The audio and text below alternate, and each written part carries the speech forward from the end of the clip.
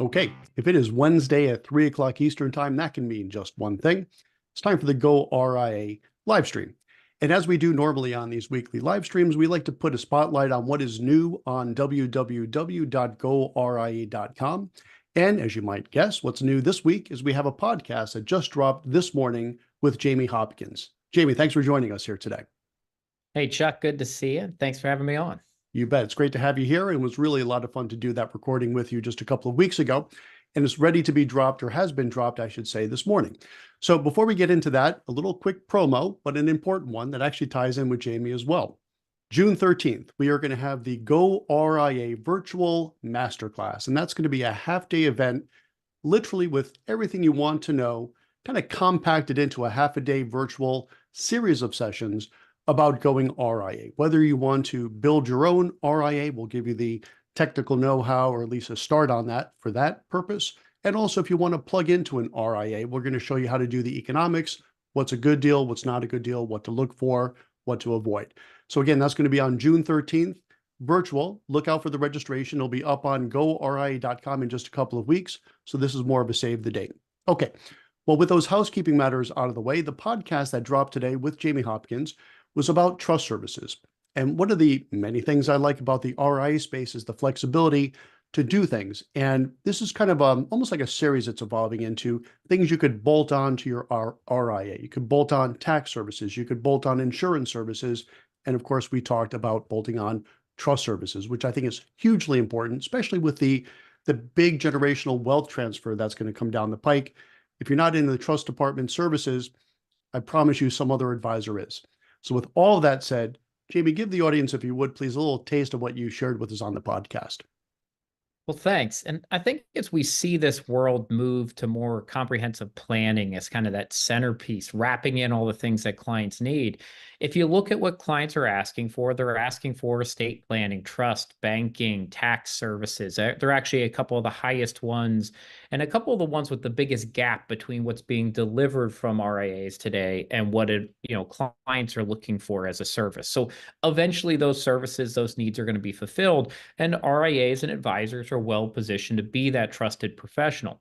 Now, as you mentioned, everybody shouldn't start a trust company. Everybody shouldn't start a tax practice. Everybody shouldn't start an insurance company. But you can go out and find good partners there to, kind of marry your practice and these services with. And it's evolved a lot over the last, I'd say, 10 years on all of those, including trust services, where one of the things that I'm still surprised advisors don't know is you can manage the underlying assets, go partner with a trust company like Bryn Mawr Trust, where I am today, and essentially outsource the trust fiduciary duties of administrating the trust, of doing distributions, but still manage the assets yourself in a way that you don't have conflict, in the sense of like the trust company's not going to go after your clients.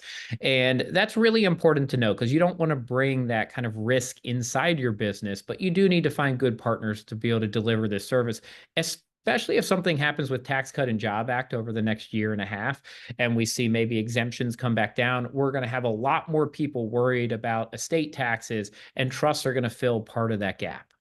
Absolutely. And something else that you touched upon during the podcast, and again, we don't want to give it all the way here, but it's worth listening to the whole thing. But I thought this was really, really relevant. And that's the whole idea. And we call it KOCs in our shop, kids of clients. So you have fill in the blank. Is it 60 trillion, 70 trillion, 80 trillion, whatever it is? It's a huge number that's going to pass hands from the current generation to our KOCs.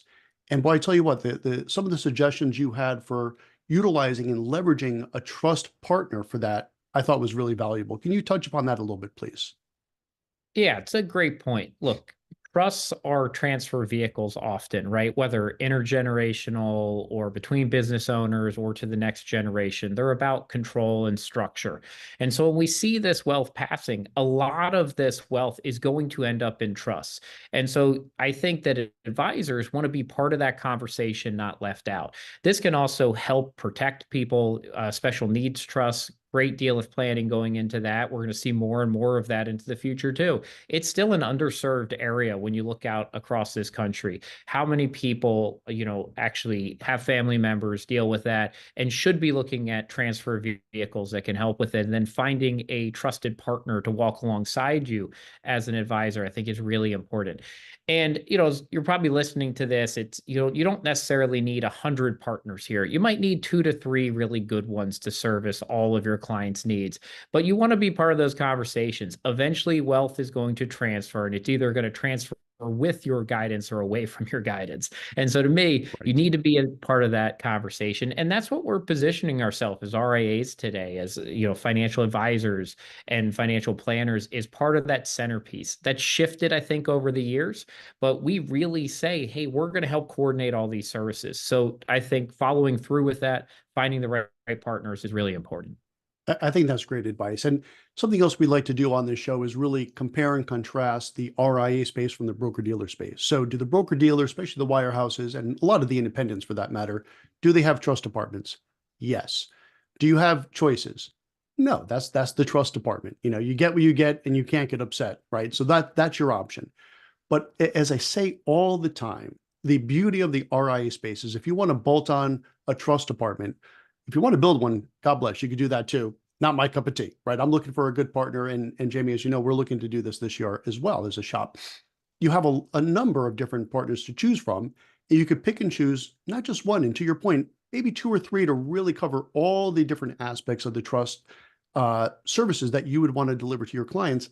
And like I say all the time, try that at your broker dealer. It's not going to happen, right? So you have that variety of choice and the ability to pick and choose what's best for you and your clients. And boy, that's just a mantra in the RI space. Okay, good stuff. So we don't want to do the whole podcast again here because it was good enough on that first take. So I want to make sure everyone goes to goRIA.com. It's on there today. You go to goRIA.com. It's the first one up there. You'll see it. Check it out because there's a lot more stuff that Jamie went into that was really useful. So having said all that, Jamie, maybe one parting thought with regards to trust services that you may want to relate to the audience here today. Yeah, I'll pass one thing over as you're closing this out, and a good reason to go listen to the episode. I think a lot of RIAs, especially, don't think about this as a really good revenue opportunity for their firm too. Like, ultimately, we're in a business. We need to protect and grow revenue. Offering trust services, estate planning type services with good external partners can help you grow the revenue and actually potentially bring in assets that are sitting somewhere else today Mhm. that you don't think you can capture or work with your client on because they are in a trust somewhere. But these are things you should be able to bridge over time if you think about bolting on good partners. As you said, buying or setting up your own trust company can be really challenging. It's a little bit different than, say, a tax practice where some states won't even add, like Delaware's not adding new trust charters right now. You couldn't even try there if you wanted to. So you're Right. going to have to partner in some situations, but this can help you protect the clients and grow revenue over time if you're very strategic about it. Perfect. Well, that's a great place to end it for today. So Jamie Hopkins, Bryn Mawr Trust, thanks so much for coming on today. And really, thanks for taking the time for that podcast. A lot of great information. Okay. So on behalf of goRIA, fueled by investment news, I'm Chuck Vela, and we'll see you again next Wednesday at 3 o'clock Eastern time with some more highlights on what's new on goRIA.com. Thanks for joining us. We'll see you soon. And thanks again, Jamie. Take care.